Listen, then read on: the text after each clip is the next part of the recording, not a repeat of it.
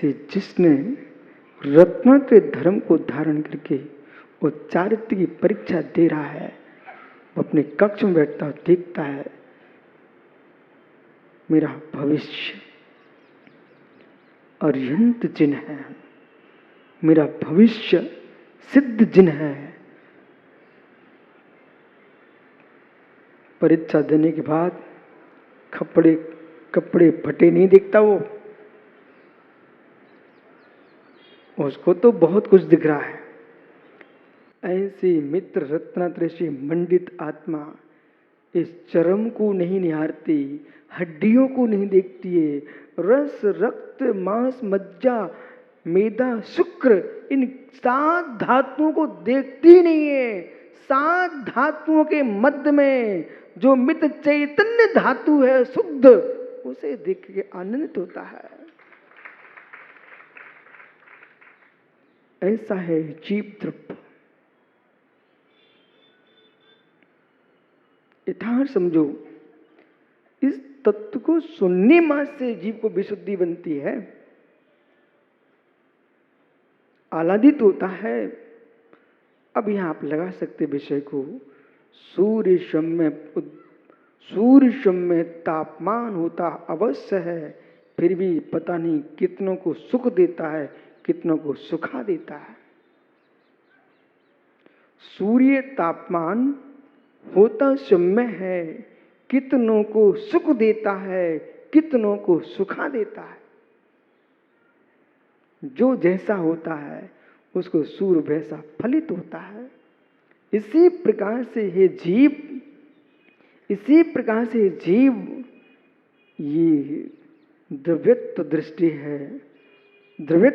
है, किसको सुख देती है, किसको सुखा देती है, और निज में फलित होकर के हे मित्र, यही द्रव्यत्व दृष्टि की व्याख्या जीव को सम्यक प्रदान करके और मिथ्या को सुखा करके सम्यक का सुख प्रदान करती है।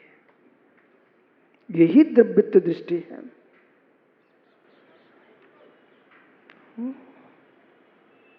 जीवाश्च, जीव भी द्रव्य है।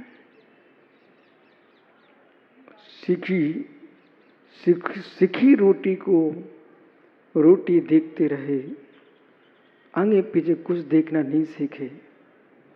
सीखी रोटी को रोटी देखते रहे, आगे पीछे कुछ नहीं देखना जानते हो, तो मित्र कुछ दिन बाद तुमको भूखे मरना पड़ेगा, क्योंकि तुमने सीखी रोटी को रोटी समझ के रखा है, आटे में तुमने रोटी देखना जाना ही नहीं। आपने आटे में रोटी देखना नहीं जाना, हमने तो गेहूं के खेत में बालों में दानों में रोटी देख ली थी।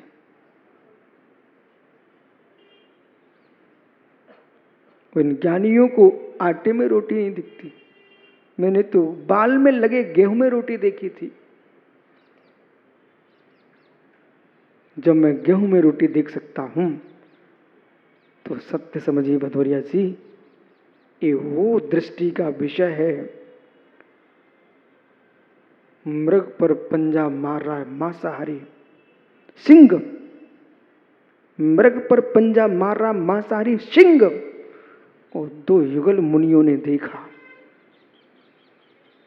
कहीं ये संजय जैसा पंडित होता ना, तो पापी कह करके वो भाग आता है। मित्र दृष्टि का विषय बनाइए।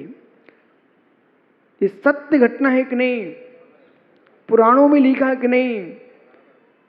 सिंह पंजा मार रहा है एक हिरण के ऊपर, मृग पर, और मृग के शरीर से रक्त की धार बह गई। कितनी बेचारे में ताकत। उधर से आकाश से 2 युगल मुनिराज आ रहे हैं, रिद्धिधारी। उन्होंने नहीं कहा हे पापी, उन्होंने क्या कहा सुनिए ध्यान से। स्वरूप संबोधन तो सुनो। ओहो, अहिंसा का नाम करने वाले भविष्य के भगवान, ये आपने क्या किया? अहिंसा का नाद करने वाले भविष्य के भगवान, ये आपने क्या किया? ऐसी अंदर की धुनी सुनते ही सिंह की आंखों में आंसू टपक गया और मिथ्या क्षण मात्र में विलीन हो गया। क्रूरता भाग गई और यानी जो पंजा मार रहा था ये पंजा हाथ बन गए और शेर ऐसे बैठ गया।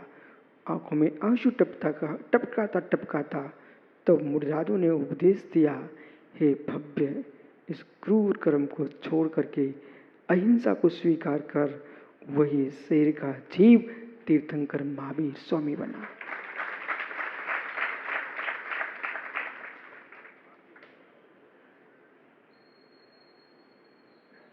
इसलिए मेरा आप सबसे कहना है, मात्र गलतियों को मत देखते जाओ,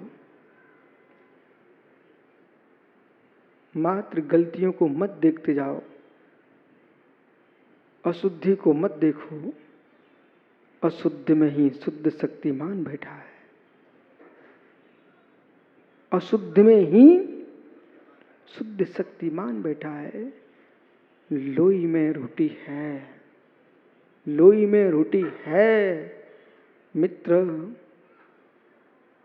सुधरने के लिए कितना समय चाहिए? अंतर्मूर्त में भदौरिया जी जीव भगवान बनता है। सुधरने में कितना समय चाहिए? सुधरने में कितना समय चाहिए?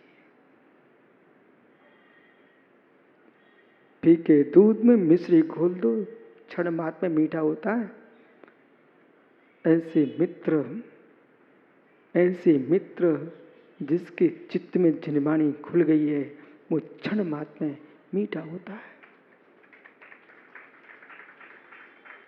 पर जिनेंद्र भैया, देखने वाले ही देखते रहेंगे, क्यों तुम तो ऐसे हो, क्यों तुम तो वैसे हो, तुम्हें पता ही नहीं है वे कैसे हैं। मित्र, देह दशा दुनिया देख सकती है। एक सूत्र नोट कर लीजिए, देह दशा दुनिया देख सकती है, भाव दशा देखने के लिए भगवान बनना पड़ेगा।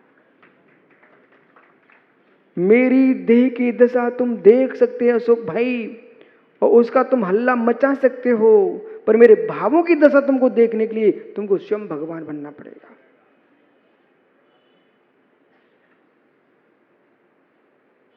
और जब तुम भगवान नहीं हो तो मेरे भावों की दशा तुम क्या जान सको?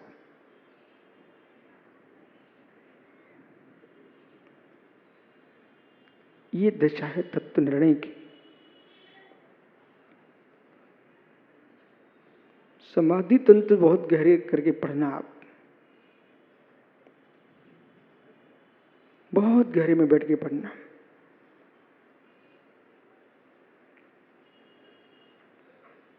घर भी तो लेके जाओगे, घर में बैठ के पढ़ लेना, पूरा कर लेना।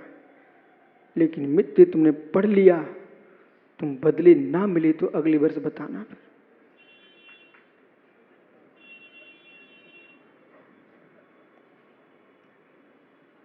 एक एक श्लोक को कई बार समझना, कई बार समझना, एकांत में बैठ के पढ़ना। ये भीड़ का ग्रंथ नहीं है, बिल्कुल एकांत में बैठ के पढ़ना। ये द्रव्य है, ये द्रव्य है। समझ में आ रहा है? नित्यवस्थानी रूपाणी, ये द्रव्य है कैसे? नित्य है। एक एक शब्द सुनिए, नित्य है, अपरिणामी। नित्य है मतलब अपरिणामी, अवस्थित है। ध्रुवत्व दृष्टि से नित्य है, अपरिणामी, नाश नहीं होते इसलिए अपरिणामी, पर्याय रूप परिणमन करते इसलिए परिणामी। लेकिन हे मित्र, नित्य हैं, अवस्थित हैं। जितने हैं उतने ही हैं, न हीन न अधिक, अवस्थित हैं। अवस्थित हैं, द्रव्य दृष्टि से नित्य हैं, पर्याय दृष्टि से अनित्य हैं, परंतु उनकी पर्याय स्वयं में ही होगी। पर की पर्याय को स्वीकार कोई भी द्रव्य नहीं करता, इसलिए नित्य हैं, अवस्थित हैं और अरूपी हैं।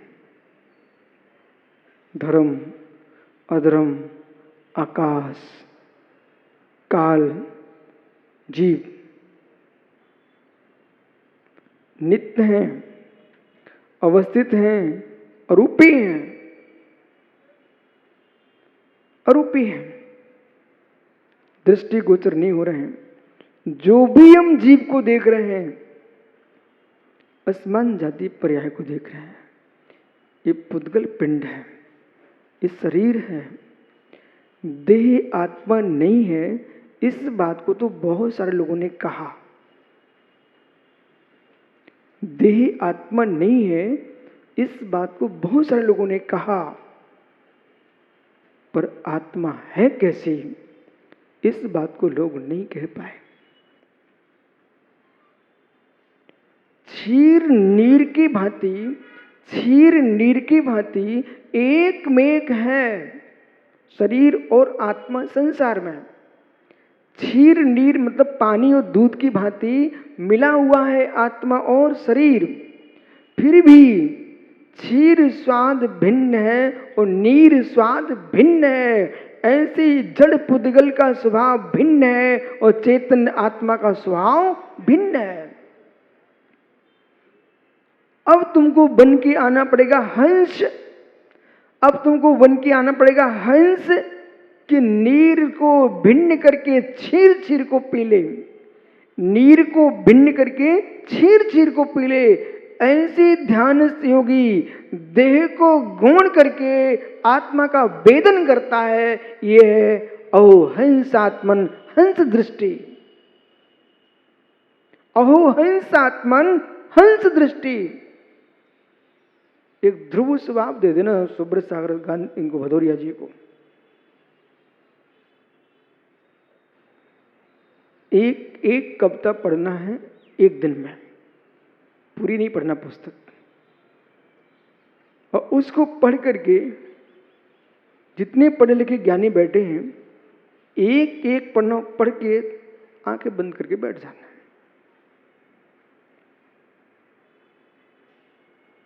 ध्रुव स्वभाव है वस्तु का, फिर भी अध्रुव है, अध्रुव होने पर भी ध्रुव है। पर्याय से अध्रुव है, ध्रुव से ध्रुव है। जिसे सजा रहा है वो अध्रुव है, जिसे तू जान नहीं पा रहा है वो ध्रुव है, और जिसे तू सजा रहा है उसे जिससे तू जान रहा है वही ध्रुव है।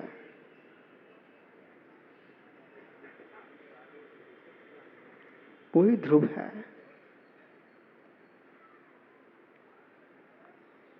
शब्दों में भी जादू होता है। नित्य हैं, अवस्थित हैं और अरूपी हैं। अपने स्वभाव को नहीं छोड़ते हैं इसलिए अवस्थित है। अपने स्वभाव को नहीं छोड़ते द्रव्य इसलिए अवस्थित हैं। कितने कल काल व्यतीत हो जाएं, आपने दूसरे अध्याय में पढ़ा है अनादि संबंधी चा, कर्म का संबंध आत्मा में अनादि से है और आत्मा संसार में अनादि से है, फिर भी अवस्थित है, अनवस्थित नहीं हुई है। कर्म से बद्ध होने पर भी चैतन्य कर्म रूप नहीं हुआ और कर्म चेतन भूत नहीं हुआ है। इस बात को भी समझना चाहिए। वो कर्म पिंड से छूटेगा कैसे? पहले बद्ध तो स्वीकार कर लो, बद्ध स्वीकार कर लो और बद्ध स्वीकार करोगे। द्रव्य दृष्टि से निर्बंध आत्मा को निहारना ये शुद्ध द्रव्यार्थिक न्याय का विषय है। शुद्ध द्रव्यार्थिक न्याय का विषय छद्मस्तों को समझने के लिए है। शुद्ध द्रव्यार्थिक न्याय का विषय छद्मस्तों को समझने के लिए है। पुनः पुनः सुनिए, शुद्ध द्रव्यार्थिक न्याय का विषय छद्मस्तों को समझने के लिए है और केवलियों ने समझाया है। लेकिन हे छद्मस्तो, शुद्ध द्रव्यार्थिक न्याय से शुद्ध सत्ता को समझ लीजिए, लेकिन प्रकट करने के लिए शुद्ध द्रव्यार्थिक न्याय नहीं लगेगा। वह हे जीव, हे जीव, हे जीव, तेरी आत्मा का धर्म पुरुषार्थ काम करेगा, तब तुम उसको प्रकट कर पाओगे। और धर्म पुरुषार्थ तुम्हारे पास नहीं होगा। वो धर्म पुरुषार्थ कौन होगा? निश्चय विवाह रत्नात्रय धर्म, ये तुम्हारे लिए प्रकट करने में सहकारी बनेगा। और इस धर्म के साथ अंतिम साधना कोई होगी, उसका नाम होगा ध्यान साधना।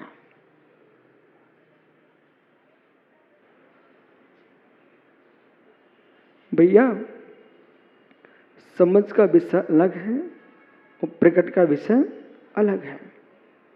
इसलिए संजय समझ तो भी लो, लेकिन मित्र अभी मौका है।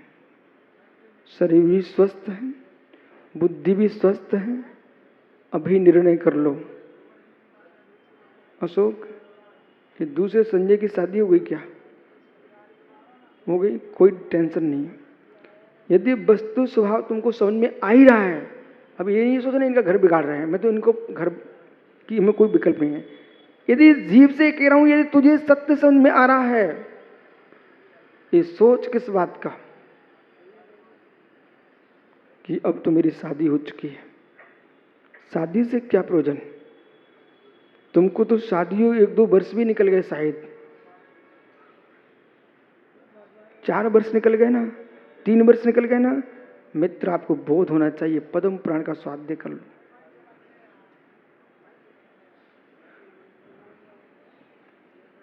ज्ञानी